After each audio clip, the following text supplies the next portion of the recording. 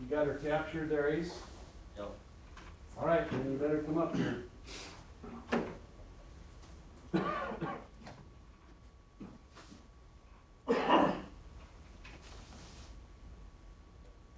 Visual concert, it says. What's going on, Raj? Oh, just training, mentoring. Oh, you better widen this out. That working, man? Yep. Perfect. We got a lot of shadowing going on. Yeah. Yeah, it's kinda. 3 Rogers.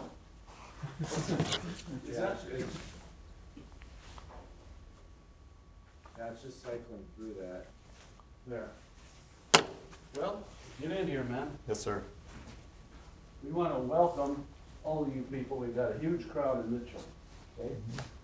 Which is good because they're going to view this class live and in person. We also have about this many registered online to view this. And this is the 16th annual or 16th session of this Farmer Borrower training. So we've been through it. We understand it. We're very glad to have you here and people viewing this online. People in Mitchell, we're going to give you the 3-ring binder, the annual report, all the information here in the first session. People who view this online, we will send that same information in the mail to you. So we've got these sessions scheduled every 2 weeks. So today's about the 12th of January. We got it January 26th. 2 weeks later in February, 2 weeks later again in February, and the 9th of March is the last one. And I'm Roger DeRushi, and I'll speak a little bit about myself, and then I'll let Will and Chris tell about themselves. I've been teaching farm management at Mitchell Tech since 1988, and before that, I taught 9 years in the ag business program. Grew up in a small farming community up north around Holden. Went to school at Area Tech in Watertown, and then continued my education. South Dakota State, and got a degree in ag education, and started teaching at Mitchell Tech at that time. My full-time job, I work with about 45 farm families in the farm management program. We work primarily south and east of Mitchell. And then on these 5 Saturdays, we do the farm borrower training. My name's Will Walter. This is my 2nd year of business management instructor. I grew up in a little metropolitan area of Fedora, off to the northeast. Went to school at Howard High School. I attended Lake Area Tech for ag business.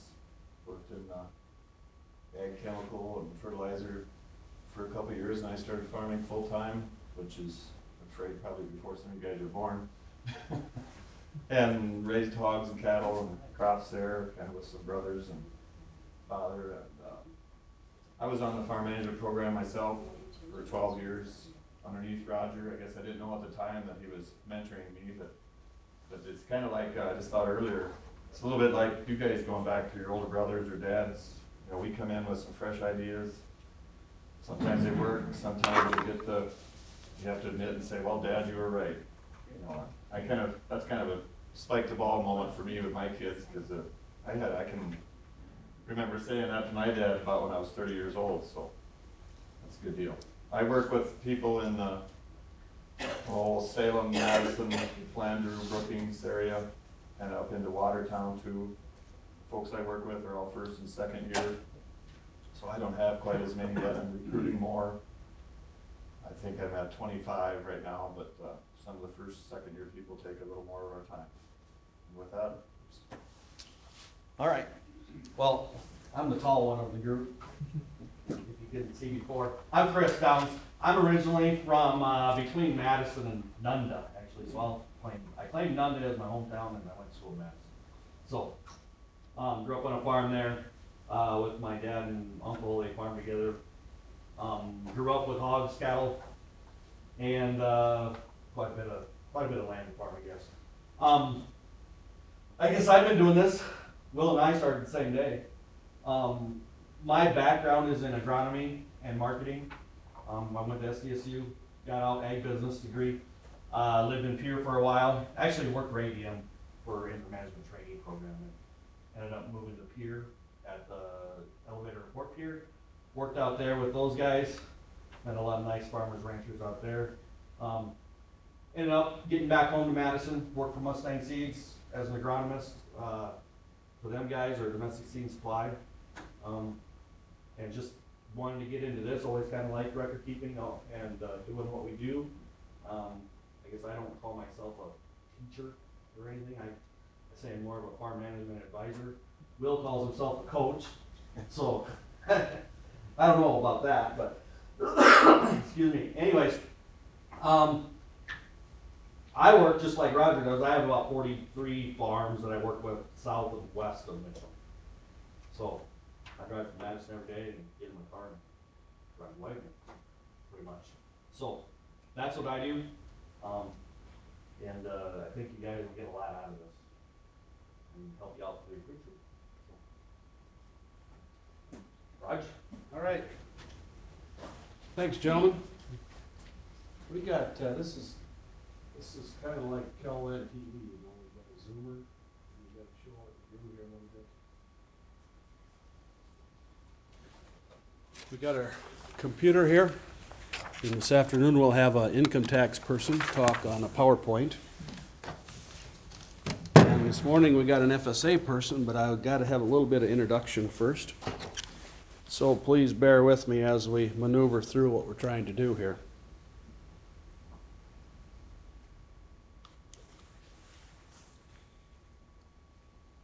There, that's that famous 8-row corn planter. Or maybe it's 16. Here. No, we'll get her here. There. The gentleman talked about first and second year and all that other stuff.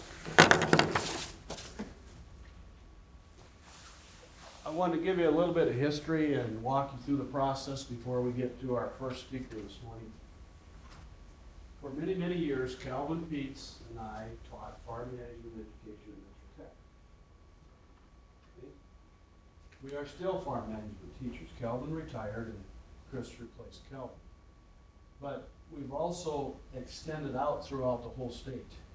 So therefore, we had to come up with a name change to recognize and to be recognized by other people that we're not just Mitchell Tech. So Mitchell Technical Institute administrates, advises. We are accountable to Mitchell Tech. We are the Farm Business Management Program, but we call ourselves the South Dakota Center for Farm Ranching Management. Okay? And we're throughout the whole state. We happen to work here.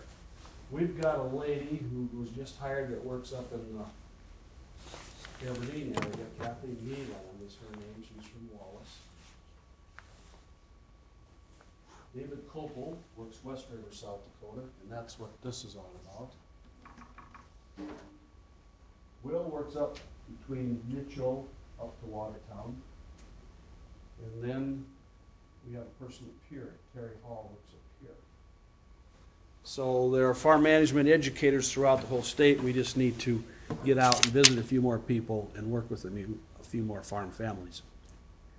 David Copel had this same course out West River at White River and Custer. And he had 16 farm families that he worked out. This is level 1.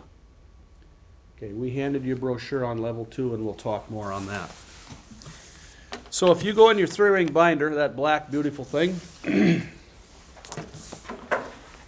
just as far as introduction to what we're trying to do, over the years, through course evaluations, which is the last page in your 3-ring binder, you get to evaluate us, the last session.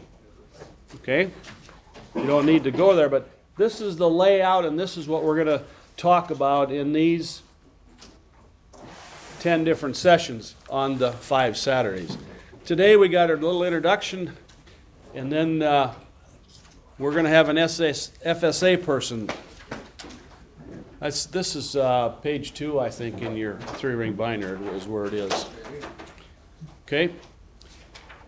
So we got this little introduction going on, And then we're going to have Jessica Steidel, the Davison County FSA officer or director, visit with us about FSA programs. Will is going to talk about goal setting.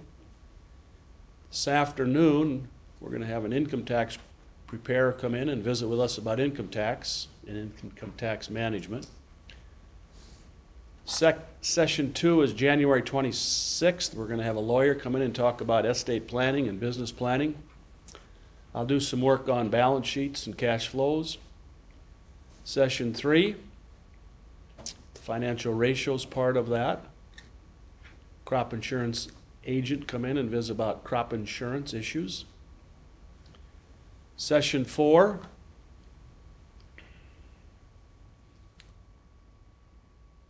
financial analysis and budgeting. Commodity broker is going to come in and visit about commodity trading and risk management of. The last session we have on March 9th is the NRCS person come in and talk about their programs. We're going to have a discussion on record-keeping systems. And then we got a little fill-in material down below here, which is in the appendix of land rental arrangements, cow lease arrangements, and discussion on ag-related issues.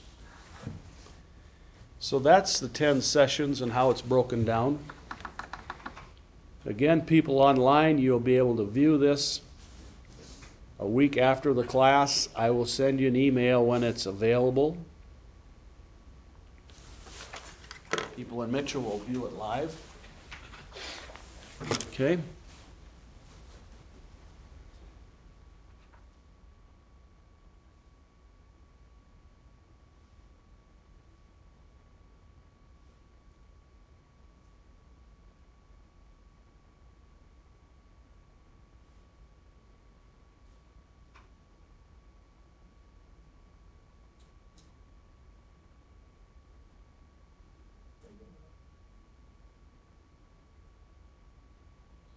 Testing my abilities of technology. Okay, you people now, you're going to get the best of the best here in Mitchell. With the speakers, you can ask them questions, you can do whatever you need to. Most of these people are going to have a phone number, or if you wish to contact them later, you can certainly do that. People online, we're going to do the best we can because the far-reaching areas that this will travel. So, then you're going to have a little bit of homework assignment. It relates to your issues. One is a goal-setting exercise that we'll talk about. I'll talk about financial ratios. We're going to have a budgeting session where you can go online and view our toolkit, review that. And then the last session is an evaluation of the course. So we're also going to talk about the annual report, which each of you have. It's last year's annual report. Okay. As we complete individual farm analysis on the farms that we work with, they are averaged and compiled in the month of April and put in this annual report. So we'll send you that. We as instructors, our responsibility is to teach a course, present the material. You contacted us about enrolling and paying for the course. We will present the course, and at the end, if you complete everything, which is attend the homework assignments, then you, after you've completed the course, we send a letter to your county FSA loan officer and the state that you've completed the course. So we do all the upfront work, instruction of, and the completion of. If there's ever a question along the way, you're certainly welcome to call us on your cell phones or email us or have contact with us. Chris? You want me to explain the homework stuff? Everybody here can do it too. All Just- of it or just the first session? Well, in the years past, all we've had everybody do is, you'll see some homework stuff in your book. We'll give you some at the end of the day. For those of you online, we are actually gonna have that sheet online. So you can fill it out as PDF and it just gets emailed or submitted to us. So you don't have to scan it, email it, or scan it, copy it, email it to us. Although there is the old-fashioned way of mailing it too, but it's a lot easier with electronics.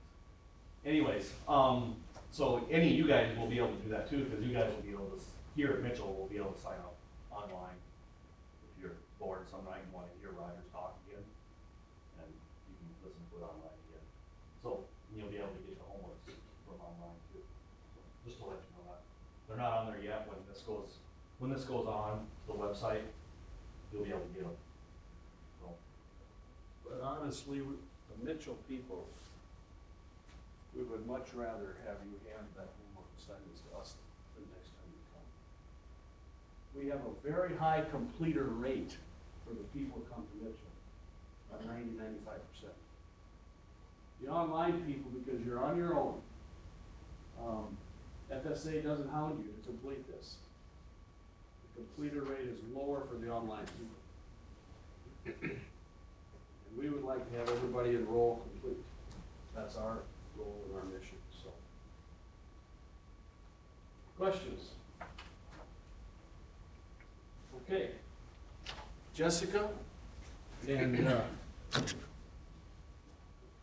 you can come right on up here. Jessica is the Davison County FSA Director. Yeah. Okay. I don't know why we have that, like about 3 versions of me. It's 3D for Druzy. No, it's not right. Too No, many we're gonna- cameras at once. No, we're gonna walk this through one more time.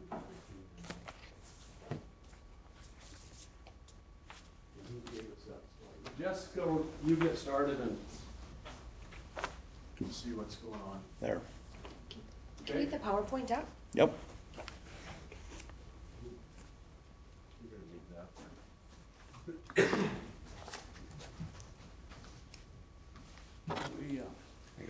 We gotta zoom that a little bit, because online. we don't want that to be as big. Where you stand. Wherever I need to stand, I guess. Don't matter. All right. Whoops.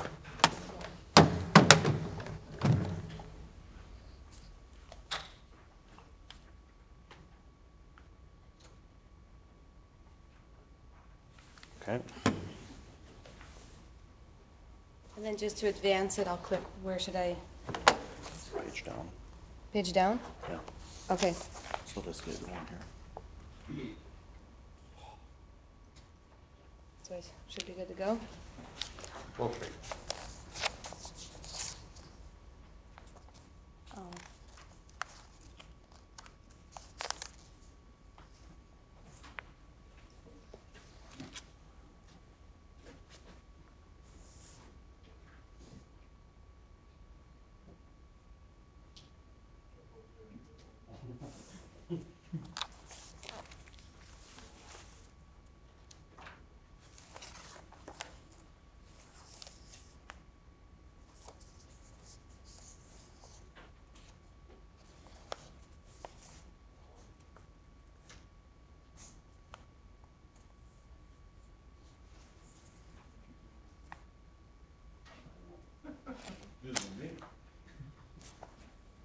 You can talk. Go ahead. All right.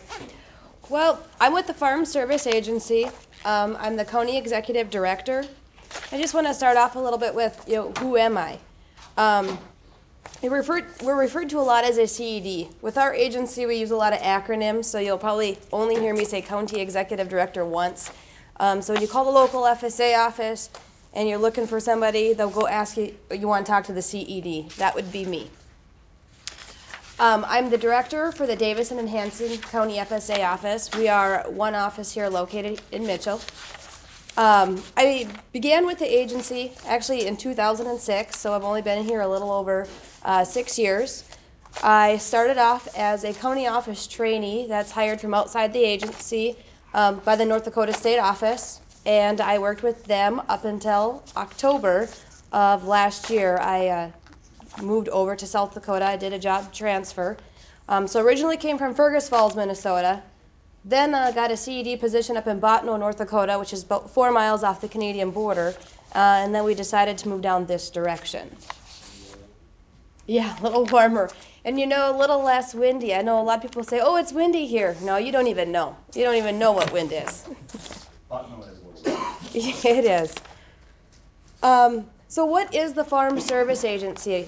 The Farm Service Agency actually got its name in 1994.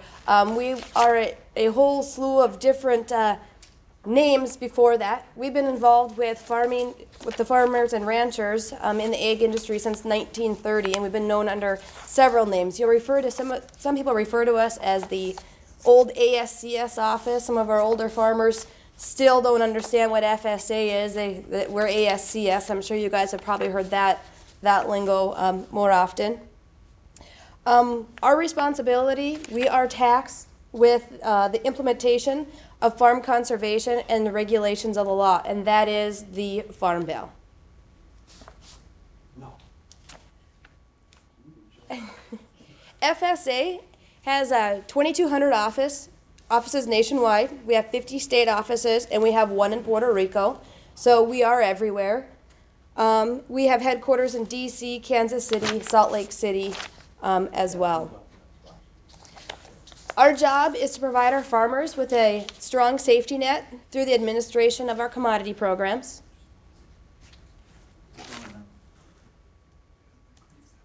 It's coming. It's coming.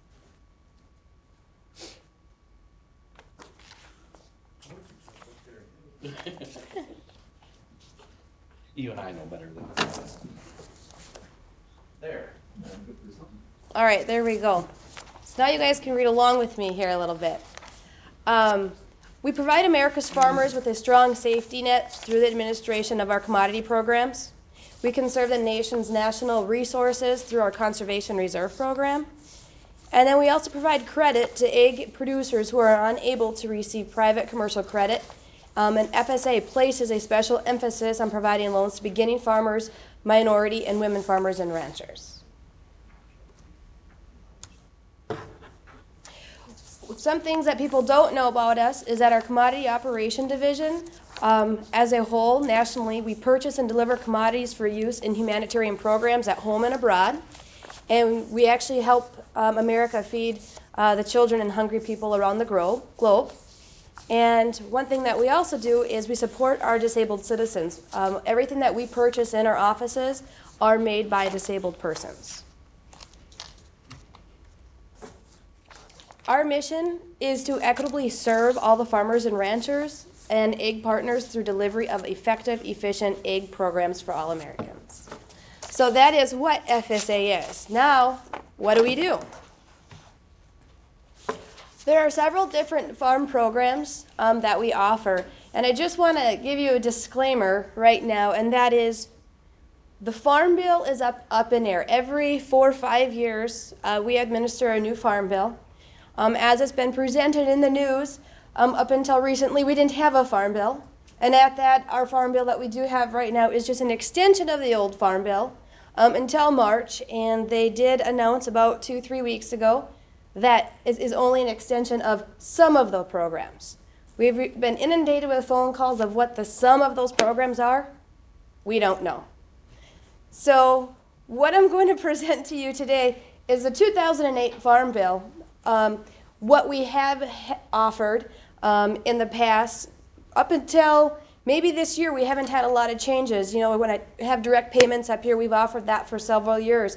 This is going to be one of the programs that is questionable. You know, is this going to continue on? Is it going to be extended just for 2013 and then drop? So mind you, the information I'm giving you is outdated. I don't know where we're going to go from here, but we still wanted to be able to present to you something regardless. So we have several years offered direct payments and counter-cyclical payments. And we've most recently, with the 2008 Farm Bill, offered the acre payment. The acre payment is a safety net for producers in regards to revenue and not just a natural disaster. Direct payments are paid to producers for farming land. It was part of the freedom to farm. At one point in time, it was brought into a vote for helping keep the prices low, keep farmers farming. Now we've had such great prices, then that's why they're questioning if we should keep the direct payments in. But as of right now, we do have them. It's a $40,000 limit per person, and countercyclical $65,000. We, in the 2008 Farm Bill, had disaster assistance programs. Again, I'm going to say we have a lot of acronyms. We have what's called the SURE program, which is our Supplemental Revenue Assistance Program, our Livestock Forage Program, our Livestock Indemnity Program, and our ELAP program for assistance on livestock, honeybees, and farm-raised fish. And then we also have a tree assistance program. I'm going to go into more in depth after I name all the programs that we have. We'll discuss, I won't touch all of them, but we will discuss several of them. Other programs that we also administer is our Noninsured Crop Assistance Program. We have marketing assistance loans. Marketing assistance loans are pretty low right now. This is where we offer what's called loan deficiency payments, which are LDPs. So if prices are low, you could get a payment from the government. We haven't had LDPs for several years now because the prices are so high. Also with our marketing assistance loans, if you want to hold your grain, store it in your bin, and seal it, we will give you a loan on that grain. The grain becomes our collateral, and that way it gives you 9 months extra in order to determine how you want to market your grain, if you want to hold on to it for a little bit. We assist the dairy producers with our milk program. We have farm storage facility loans, and then our conservation program. On the DCP and acre program, the payments are calculated using base acres that are on a farm and by yields that are established for the farm. This is nothing that you guys figure out. This was done back in 2000. Each farm has base acres. Now over time they could have been moved off the farm by other producers. This is in our office. There's nothing that you can do to change that. The same thing with the payment yields for the countercyclical payment. This is all just administratively done, and it is written into the Farm Bill on what it's going to be. In order to receive a payment, you have to share risk in producing the crop on those acres. The important thing is the base acres is what you have to share in. You can have a 100-acre farm. You maybe only have 50 acres of base.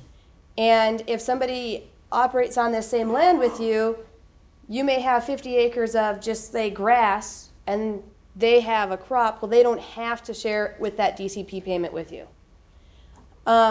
One requirement is you have to annually report the use of the farm's cropland. We've just changed this year our reporting deadlines. It used to be July 15th for all crops. We have now gone to a November 15th date for fall-seeded crops, such as your winter wheats, your rye, any grasses. That would be November 15th. And then for all the spring-seeded crops will be June 30th. This initiative was taken so that our reporting deadline matches with RMA's crop reporting deadline. We ask that you comply with the highly erodible land and wetland provisions. And if we were running a DCP program, you would be signing up anywhere from October 1 to June 1st. And like I said, right now we are not running any DCP program. There's talks that we will be, and June 1 will be the deadline date to do so. For these disaster programs that I'll briefly discuss, these programs actually ended in 2011. In the 2008 Farm Bill, they only allocated funds up until 2011. It was revisited back in January and February of last year to determine if we had funds to offer that for 2012, and they did not. So the SURE program would provide assistance to producers suffering crop losses due to a natural disaster. Our LFP, this is for our livestock producers that have suffered a grazing loss due to drought conditions, and those drought conditions have to be during the normal grazing period. And then our LIP program is for livestock indemnity for the deaths in excess of normal mortality, again, caused by adverse weather. Does anybody have any questions so far on anything with DCP or our disaster programs?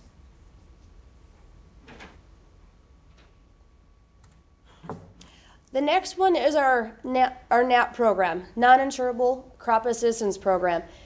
This is actually a very important component that a lot of our producers are not aware of, and sometimes they find out about this when it's too late. In order to be eligible for the disaster programs I talked about, SURE, LFP, and LIP, you do need to carry NAP insurance. So if you have alfalfa or any grasses, you do need to come in and you need to see our office so that you can insure them. Now, as with any rule, especially FSA, we have a lot of exceptions to our rules. So what you would want to do is inquire with us as to if you need it, because if it's not of economic significance, then you would not be required to pay us. And just a brief explain of economic significance is if it's not 10% of the value of your farm, you wouldn't need it. However, you would still be eligible to be a participant in the livestock programs. So again, that one's really important. We have found a lot of producers that have not been eligible for the forage program simply because they did not know that they needed this. We do have fees for it, and it is $100 to $250 per crop. And actually, in 2009 it was 100, and 10, 11, 12, it has now gone to $250 a crop.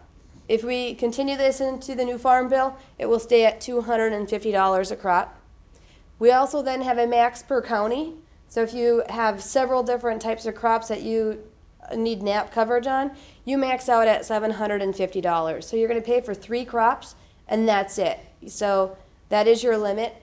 And then if you're a multi-county producer, you do have to pay that in all the counties. But we do have an $1,875 limit as well. So that does cap out, so you're not ever going to pay more than that. One of the next thing, our programs, and this program is actually a pretty strong program here in the Mitchell area. This is our farm storage facility loans. This is a phenomenal program. Our interest rates are very low. They just came out, and I should have checked the other day, but it was about 1% is all the interest is on our farm storage facility loans. It's a low interest financing for producers to build or upgrade their handling facilities or farm storage. This does include hay sheds. A facility loan must be approved by your FSA office before you prepare and construction can be started. This one is becoming a very, very important item. This is our number one problem with the facility loans is a lot of the producers that have come in the past don't really realize that we have such low interest rates until it's too late. They've gone and they've started the construction, maybe been done with the construction, and then they come in and apply. And we have been able to send them through. We go through a lot of red tape, but we send them off to our state office, and our state office sends them off to DC, and we have been able to get after the fact funds for them. However, at the end of this last year, it has been brought back to FSA that they're trying to go back to not getting so many of those cases. So one of our initiatives this year will to be get out in the community, such as an event like this, and really emphasize the importance of contacting your FSA office and finding out about these loans and applying for these loans when you know that this is something that you want to do. It's my gut, and only in my opinion, they won't be approving loans after the fact for 2013 and thereafter. Jessica, you said the interest rate was 1%? Yeah, it was like a 1.5% for January. Well, there is actually 7, 10, or 12-year loans. Majority are 7-year loans. It's a fixed rate, one-time annual payment. Really, the loan years depend on what you're borrowing. You know, if you're borrowing up to $500,000, you're going to be on the 12-year. We do require a 15% cash down. So we will only loan you on 85% of the total cost. And you'll have to show proof of payment on those. The next one is our Conservation Reserve Program, referred to as CRP. This is a voluntary program available to all egg producers to help safeguard our sensitive land. We provide participants with rental payments and cost share assistance, and your contracts are 10 to 15 years. In every contract, once it is accepted, it's like any other contract you have. You're saying, okay, here's this land, I'm gonna leave it in this vegetative state, and you have to control the weeds. You have to do 1 management practice in a 10-year contract, 2 management practices in a 15-year contract, and these are mandatory requirements. So those are things that you want to be aware of. It's not as simply as just putting your land into CRP, walking away and forgetting about it, and then just collecting your annual rental payment. You've got to do something with it. We included in your payment rate, we include what's called a maintenance rate. This is supposed to help you defray the cost of any weed control. In order to be eligible, the land that you're offering has to be planted or considered planted, which is prevent planted, to an egg commodity for 4 of previous 6 crop years. And now we don't use up to 2011. We have written in the Farm Bill what years those are, and we use from 2002 to 2007. And so in those 6 years, out of 4 of those years, you had to have that land seeded. And the next one is it has to be physically and legally capable of being seeded in a normal manner to an egg commodity. You guys have questions on CRP?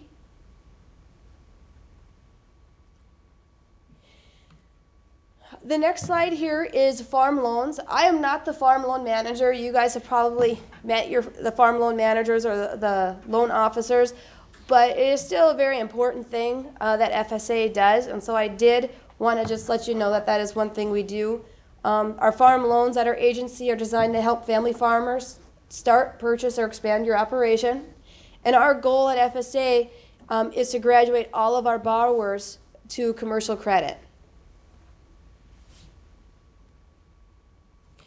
Next couple of things I'm going to talk about, they're not our programs, but as young farmers, I think it's very important that you know where your roles can be within our agency. We have what's called a county committee. Recently, it's getting to be very difficult to find people to serve on our county committees, and I think a lot of it is you just aren't aware that it's out there. You know, you might ask yourself, what is a county committee? In Davis and Hanson County, we have 5 committee members because we have such a span of places, and then we also have an advisor.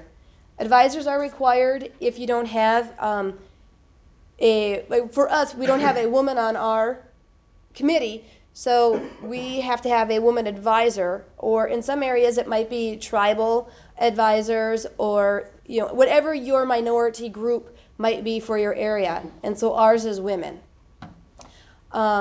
These are farmers and ranchers just like yourself who serve on our county committee, and they help make the decisions to administer programs in our county. And you help work to ensure that the programs serve the need of our local producers. Our committee members may serve up to 3 3-year terms. When you're elected county committee member, you have a 3-year term. We meet, I'm going to say we used to meet monthly. It used to be weekly.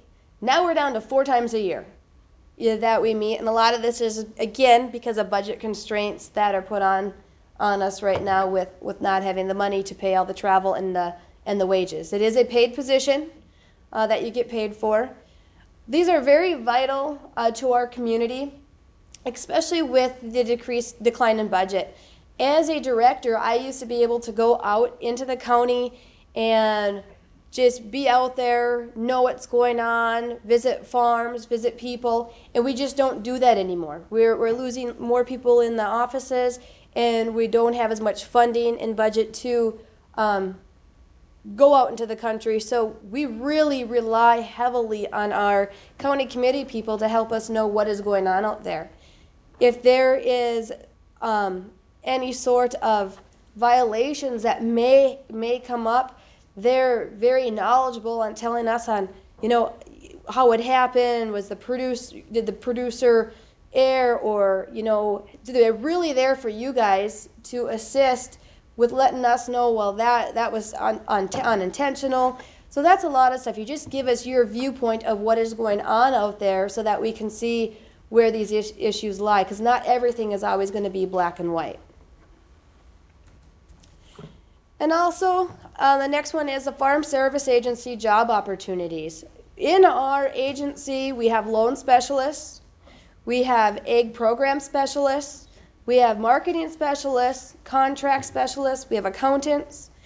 And here at our local level, we have our program technicians. That's all the ladies in the office that help you guys and answer questions every day.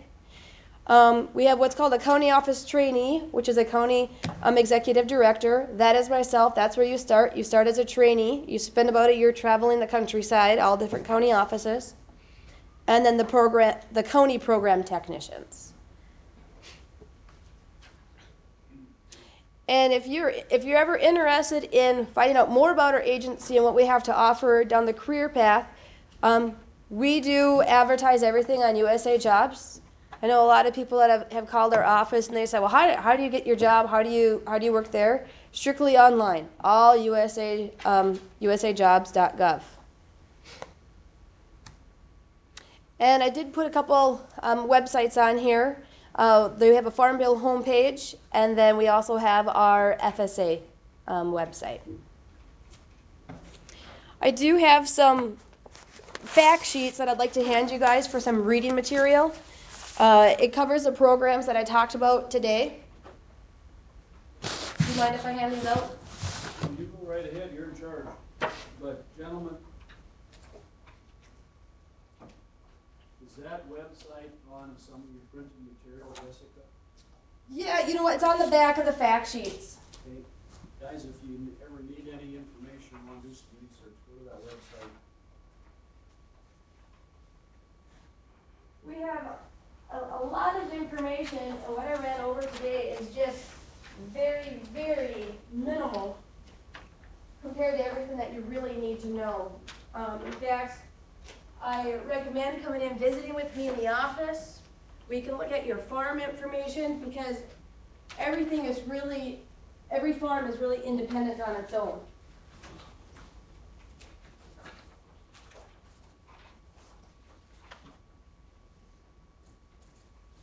Do you have any questions for Jessica? Mary Mitchell?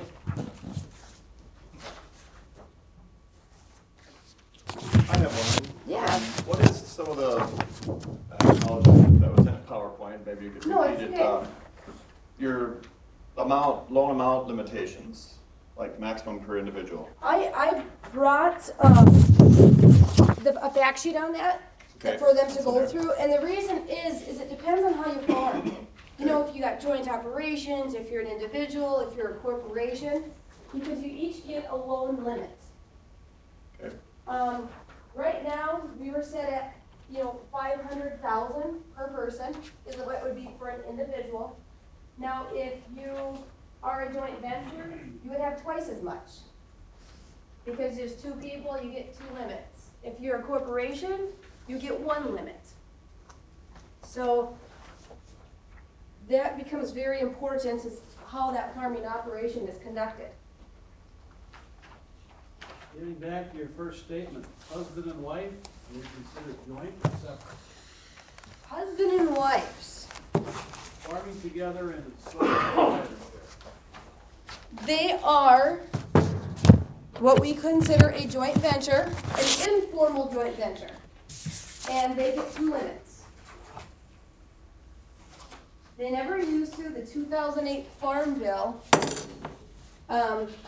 changed that rule. It used to be one limit for a husband and wife unless that wife provided separate and distinct farming.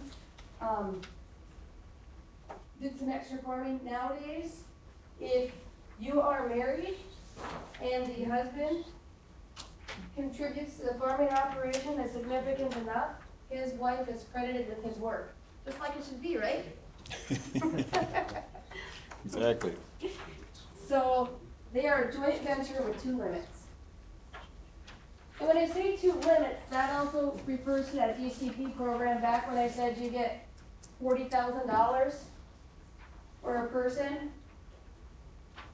You actually now would get $80,000. For your operation. Well, if your operation is 4 people and it's an informal joint venture, you would times it times 4. So, but again, now if you're a corporation, you could have 10 people and it's still only 1 limit.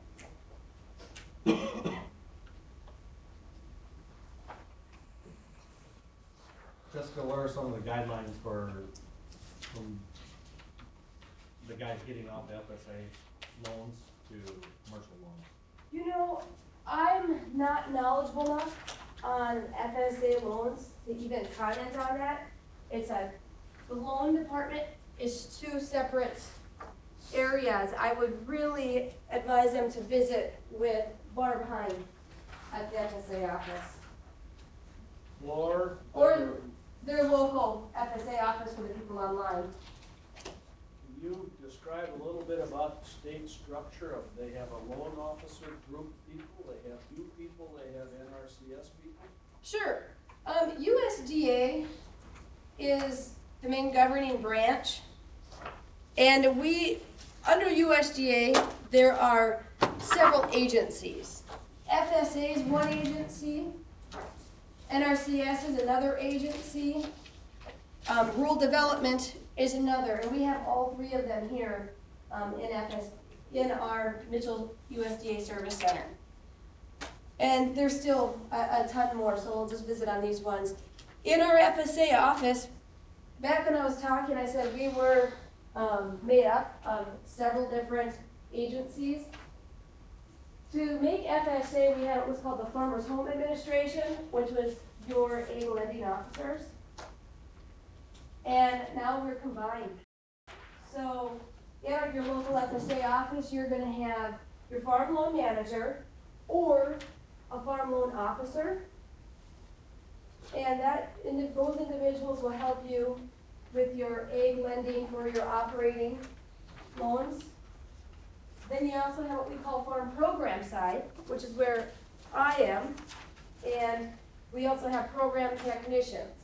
What we do is help you guys, there are 2 of each person, I kind of got it all mixed up. You're not offer to help now that you're about done.